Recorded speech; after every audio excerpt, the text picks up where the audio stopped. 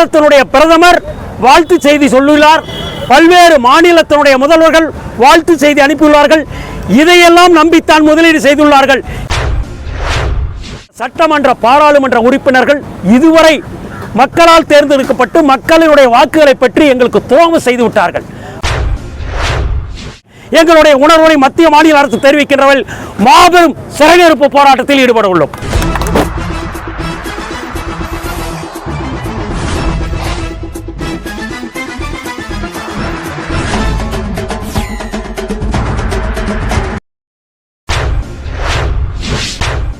மாபெரும் சிறை நிரப்பும் போராட்டம். விவசாய முன்னேற்ற கழகத்தின் நிறுவன தலைவர் செல்ல ராசாமணி அதிரடி அறிவிப்பு. தமிழக PACL பண மீட்பு போராட்ட குழு சார்பில் விவசாய முன்னேற்ற கழகத்தின் மாபெரும் ஆதரவோடு கவன ஈர்ப்பு அடையாள உண்ணாவிரத போராட்டம். சென்னை எழும்பூர் ராஜரத்தினம் மைதானம் அருகில் PACL நிறுவன முதலீட்டாளர்களுக்கு நிபந்தனையின்றி முதிர்வு தொகையை உடனே வழங்கிடு என கேட்டு விவசாய முன்னேற்ற கழகத்தின் மாபெரும் ஆதரவோடு கவன ஈர்ப்பு அடையாள உண்ணாவிரத போராட்டம் விவசாய முன்னேற்ற கழகத்தின் நிறுவன தலைவர் செல்ல ராசாமணி அவர்கள் தலைமையில் நடைபெற்றது. விவசாய முன்னேற்ற கழகத்தின் மாநில பொதுச் செயலாளர் K. பாலசுப்ரமணியன் முன்னிலை வகித்தார்.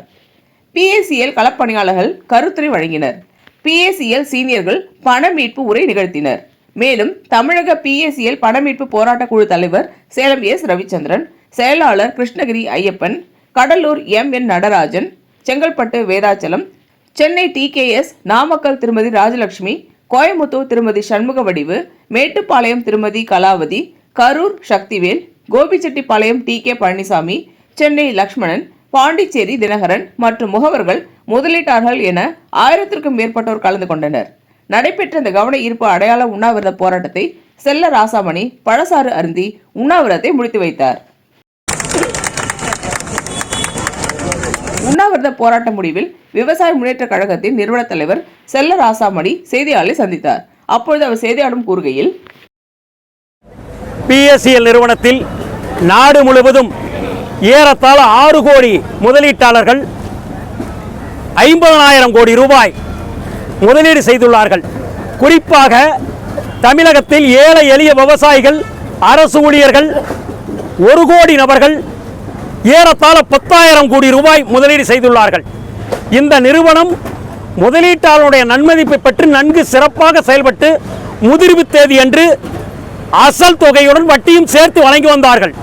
ஆனால் தன்னை விட இவன் வளர்ந்து விடுவான், இவனை அடக்க வேண்டும் என்பதற்காக செபி என்ற ஒரு அமைப்பு தன்னிச்சையாக 1996 ராஜஸ்தான் உயர்நீதிமன்றத்தில் ஒரு வழக்கு தொடர்ந்து இந்த நிறுவனம் முதலீடுகளுக்கு தடை விதிக்கப்பட வேண்டும் என்று ஒரு வழக்கை தொடர்ந்தார்கள்.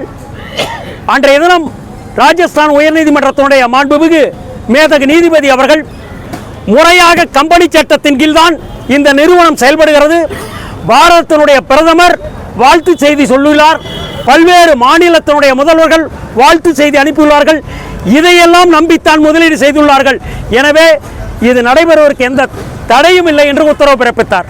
அதன் பிறகு மீண்டும் 2016 உச்சநீதிமன்றத்தில் செபி மேல்முறையீடு செய்ததில் உச்சநீதிமன்றம் இறுதியாக 2/2/2016 அன்று PACL நிறுவனம் செயல்பட தடை விதித்து, ஆனால் முதலீடு பெறக்கூடாது, முதலீட்டாளர்கள் ஏற்கனவே பெற்ற 48,000 கோடி ரூபாயை உடனடியாக இந்த நிறுவனத்துக்கு சொந்தமான 3,85,000 ஏக்கர் நிலங்களை எங்கு இருக்கிறதோ கண்டறிந்து விற்று இதனுடைய பங்குகளெல்லாம் துணை நிறுவனங்களில் 640 துணை நிறுவனங்கள் முதலீடு செய்துள்ளார். அதையெல்லாம் பெற்று 6 மாத காலத்தில் முதலீட்டாளர்களுக்கு அசலும் வட்டியும் சேர்த்து ஒப்படைக்கப்பட வேண்டும் என்று மகத்தான தீர்ப்பை வழங்கினார். ஆனால் 2025 9 ஆண்டுகள் கடந்தும் நாட்டினுடைய உச்சபட்ச அமைப்பே உச்சநீதிமன்றம் தான். உச்சநீதிமன்றம் 6 கோடி மக்களுக்காக வழங்கிய மகத்தான தீர்ப்பை நடைமுறைப்படுத்த தவறி செபியும் லோதா கமிட்டியும் திட்டமிட்டு புறக்கணிக்கிறார்கள். இதை வன்மையாக கண்டிக்கிறோம். அதுக்கு தான் என்ன சொல்றோம்னா, திருப்பரங்குன்றத்தில் மதுரை உயர்நீதிமன்றத்தினுடைய நீதிபதி 6:05 மாலை 6:05 மணிக்கு தீபத்தூள் ஏற்றினார். ஏற்றவல்லாதால் அவங்க மேல கண்டெம்ட், அடுத்த நாளே நீதிமன்ற அவமதிக்கு தொடராங்க. இப்போ 9 வருஷமா எங்களுக்கு பணத்தை கொடுக்க சொல்லி உச்சநீதிமன்ற தீர்ப்பு சொல்லி நடைமுறைப்படுத்தலையே லோதா கமிட்டியும் செபி மீது ஏன் நீங்கள் நீதிமன்ற அவமதிப்பு தொடரக்கூடாது? இதான் எங்கள் கேள்வி. நம்மளுடைய தமிழ்நாட்டினுடைய முதல்வர் தயவு செய்து பிரதமரிடம் போர்க்கால அடிப்படையில் நேரில் சென்று இது முறையிட்டு இதற்கு ஒரு தீர்வு காண வேண்டும். நம்ம சட்டமன்ற பாராளுமன்ற உறுப்பினர்கள் இதுவரை மக்களால் தேர்ந்தெடுக்கப்பட்டு மக்களினுடைய வாக்குகளை பற்றி எங்களுக்கு துரோகம் செய்து விட்டார்கள். பாராளுமன்றத்திலோ சட்டமன்றத்திலோ இதை பற்றி இதுவரை பேசவில்லை. வேதனை அளிக்கிறது. பலகட்ட போராட்டம், செவியல்கள முற்றுகை, லோதா கமிட்டியை மும்பையில் சந்தித்தோம். இதே ராஜரத்னம் ஸ்டேடியத்தில் 2 முறை உண்ணாவிரத்தில் ஈடுபட்டோம். 40,000 பேர் பாரதத்தினுடைய பிரதமருக்கு பதிவு தபால் அனுப்பினோம், உச்சநீதிமன்றத்துக்கு அனுப்பினோம். எந்த நியாயம் கிடைக்கவில்லை.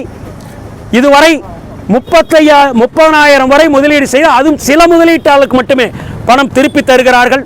உடனடியாக அரசு, மத்திய அரசு, மாநில அரசுகளும் இந்த நிலத்தை கைப்பற்றி கொண்டு எங்களுக்கு உரிய தொகையை வழங்க வேண்டும்.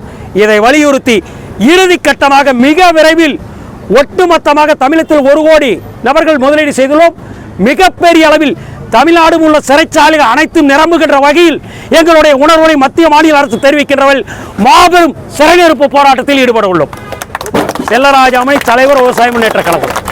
இந்த வீடியோ உங்களுக்கு பிடிச்சிருந்தா லைக் பண்ணுங்க, கமெண்ட் பண்ணுங்க, ஷேர் பண்ணுங்க, சப்ஸ்கிரைப் பண்ணுங்க.